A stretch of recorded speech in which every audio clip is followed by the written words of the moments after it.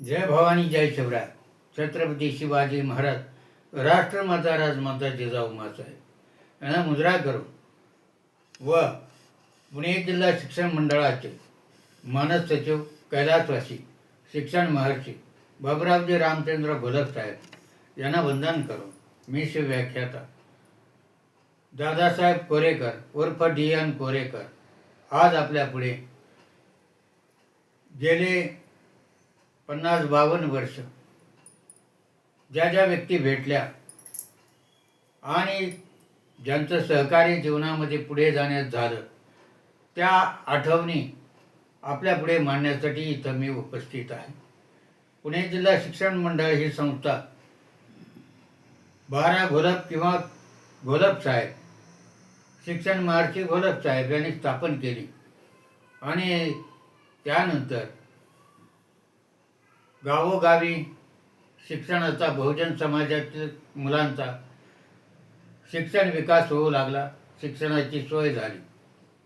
त्याच प्रकारे मल्लिकार्जुन विद्यालय मुक्काम पोस्ट नावरे तालुका शिरूर जिल्हा पुणे या शाळेमध्ये मी शिक्षण घेतलं 8वी ते 11वी पर्यंत आणि पुणे जिल्हा शिक्षण मंडळाच्या या स्थापनेमुळे आमची सोय गावीच झाली. पुढे 1971 साली मी पुण्यामध्ये आल्यानंतर BA झालो आणि BA झाल्यानंतर पुणे जिल्हा शिक्षण मंडळ या संस्थेमध्ये नोकरीसाठी अर्ज केला. अर्थात माझे वडील कैलासवासी बाबुराव धोंडीराम कोरेकर पाटील हे नावरे गावचे एक प्रतिष्ठित गृहस्थ होते. पुणे जिल्हा शिक्षण मंडळामध्ये त्यांचं जाणं येणं असायचं आणि घोलप साहेबांचा त्यांचा व्यक्तिगत परिचय होता, कारण ते नावरे येथे असलेल्या मल्लिकार्जुन विद्यालयाचं बोर्डिंग जे समाज कल्याण खात्यातर्फे चालवलं जायचं आणि ज्याचं नियंत्रण पुणे जिल्हा शिक्षण मंडळाकडे होतं, त्यामुळे त्यांचा कार्यालयामध्ये जाणं येणं असायचं. आणि अशा प्रकारे BA झाल्यानंतर 14 जून 1971 साली मी पुणे जिल्हा शिक्षण मंडळाच्या श्री संत तुकाराम विद्यालय लोहगाव येथे रुजू झालो. अर्थात या वेळेला मी कार्यालयामध्ये गेलो त्यावेळेला माझं वय केवळ 21 वर्षाचं होतं आणि अशा प्रकारे एक पदवीधर मुलगा नोकरीमध्ये त्या काळामध्ये आपलं भविष्य जाणून घेण्यासाठी आणि विद्यार्थ्यांचं भविष्य घडवण्यासाठी रुजू झाला. त्याची आठवण मला आज मी सेवानिवृत्त होऊन 19 वर्ष झाले तरी आजही आहे. छाया मन्यंच कुर्वन्ति तिष्ठन्ति स्वयमातपे फलानपि परार्थाय वृक्षाः सत्पुरुषाः असं म्हटलं जातं की ज्या वृक्षाच्यामुळे आपल्याला सावली मिळते, फळं मिळतात, सर्व काही मिळतं. तेच आम्हाला या बाबुरावजी घोलप साहेब यांच्यामुळे मिळालं आणि हजारो विद्यार्थ्यांचं भविष्य घडलं. हजारो लोकांना या संस्थेमध्ये काम करण्याची संधी मिळाली आणि त्या कार्यालयामध्ये गेलो. त्यावेळची मंडळी आज इथं काही हयात आहेत, काही नाही आहेत. कार्यालयामध्ये त्यावेळेला शाळा कमी होत्या. पुणे जिल्हा शिक्षण मंडळाचा फारसा विस्तार झालेला नव्हता. माध्यमिक शाळाच फक्त होत्या आणि या माध्यमिक शाळा 10-12 असतील त्या काळामध्ये. त्यानंतर त्याचा प्रसार झाला. पुढे 50-52 आणि आज किती असतील सांगता येत नाही. पण कार्यालय हे पुणे जिल्हा परिषदेच्या आवारामध्ये एका छोट्याशा खोलीत सुरू झालं. त्यावेळेला घोलप साहेब हे मानस सचिव होते, जगताप साहेब हे उपसचिव होते, घंटी साहेब, चाबळे नाना हे कार्यालयीन काम पाहायचे आणि खराडे दादा नावाची एक व्यक्ती या कार्यालयाचा सर्व भार पाहत असे. म्हणजे त्यावेळेला ते कार्यालयीन अधीक्षक म्हणून काम करत होते. शंकर कनसे नावाचा सेवक अतिशय प्रामाणिकपणे आपलं कार्य करत होता आणि आम्हाला आपण आपल्याच लोकांच्यामध्ये आहोत अशा प्रकारचं त्यावेळेला वातावरण होतं. संस्था लहान होती. घोलप साहेब स्वतः फार कमी बोलायचे, परंतु मोजकं बोलूनसुद्धा एखाद्याचं काम करायचं असलं तर ते लगेच हो म्हणायचे. जगताप साहेब त्याची अंमलबजावणी करायचे आणि अशाच प्रकारचा तो काळ होता. तिथं मला नोकरी मिळाल्यानंतर 3 वर्ष मी लोहगावला होतो. लोहगावमध्ये दत्तात्रय खानदेव पाटील त्या काळात त्या गावचे कारभारी होते, म्हणजे हवेली पंचायत समितीचे सभापती होते. त्याचबरोबर गावातले ज्येष्ठ कार्यकर्ते होते. एकनाथराव खेसे सरपंच होते. या लोकांचाही त्या शाळेला खूप सहकार्य झालं. त्या काळामध्ये आम्ही सर्व मंडळी तरुण 20 ते 25 वयोगटातली हो. त्यानंतर मला 1974 साली बी एडला जाण्याचा योग आला ट्रेनिंगसाठी. आणि बी एडला गेल्यानंतर 1 वर्ष अरण्येश्वर महाविद्यालयामध्ये माझं ट्रेनिंग झालं. आता करायचं काय, त्यावेळेला माझी पत्नी हे बी एडसाठी त्याला प्रवेश मिळाला होता SNDT महाविद्यालय, बी एड महाविद्यालय. आणि मग आता नोकरी तर आपल्याला मिळाली पाहिजे. त्यावेळेला पुन्हा लोक सरप्लस झाले, 11वीचे वर्ग बंद झाले. जुलै महिन्यापर्यंत परत नोकरी मिळाली नाही. आणि जुलैमध्ये मी नवभारत हायस्कूल शिवणे येथे रुजू झालो.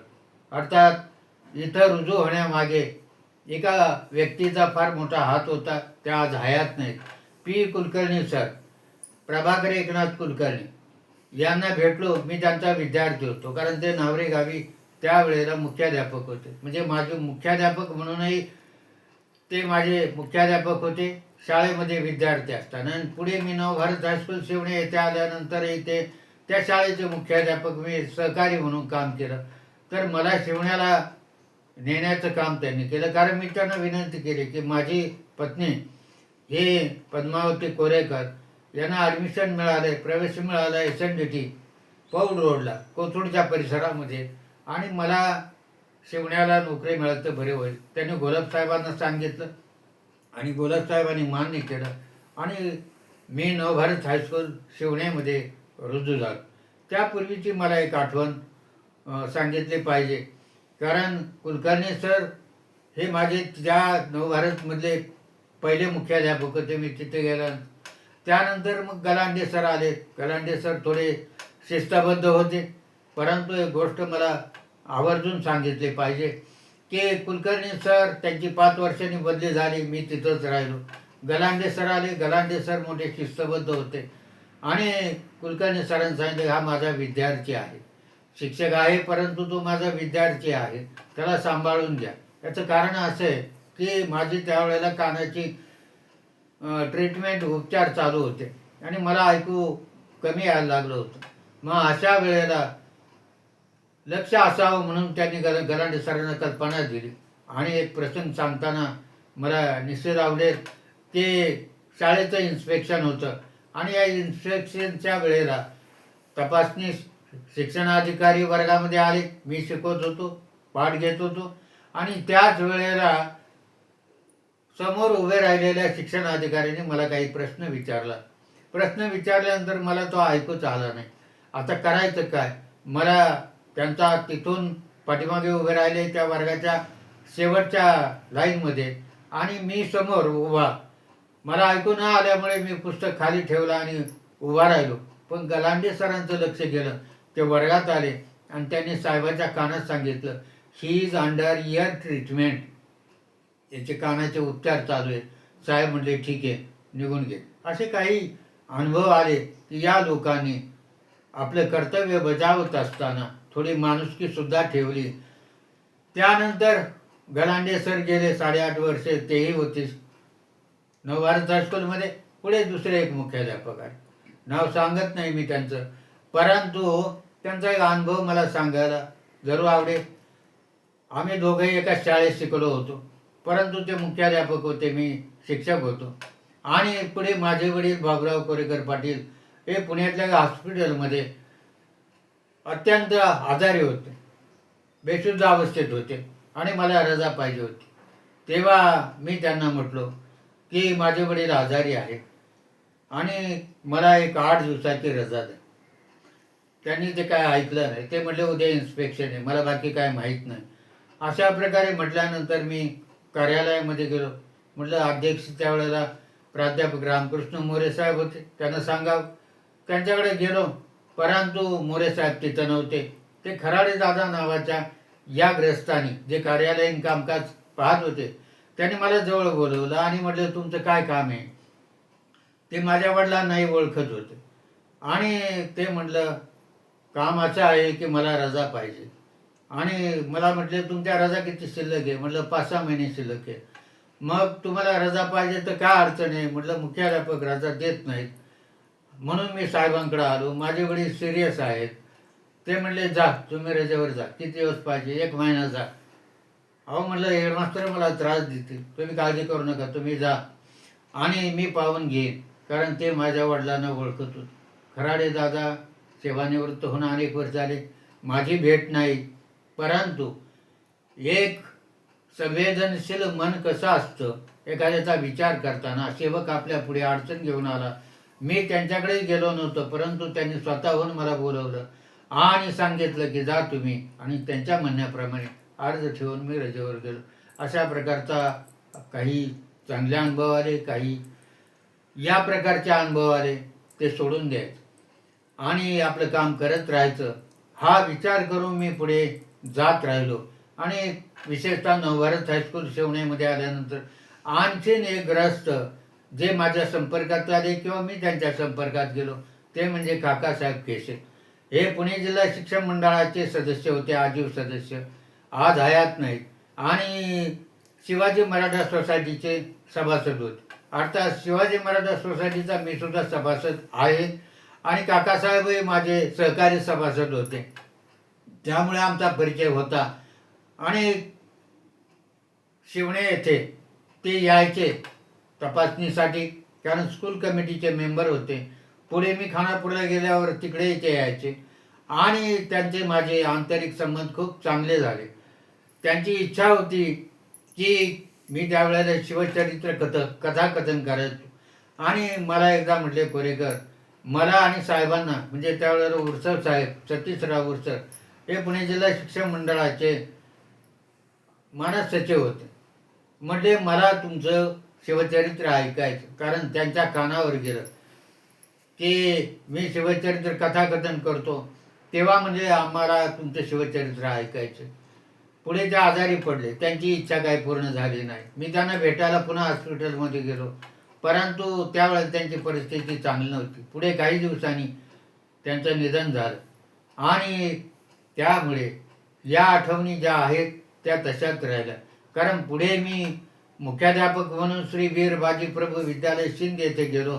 त्यावेळेला काका खेसे माझ्या सेवानिवृत्तीच्या कार्यक्रमाला अनेक सभासद होते. अप्पासाहेब जावळकर होते, काकासाहेब केसे होते, उरसर साहेब होते मानस सचिव, त्यानंतर देशमुख साहेब होते खजिनदार, अशी बरीचशी मंडळी, मालुसरे सर होते, दोघेही बंधू. अशा प्रकारची ही मंडळी आणि पी कुलकर्णी सर सर्व उपस्थित होते.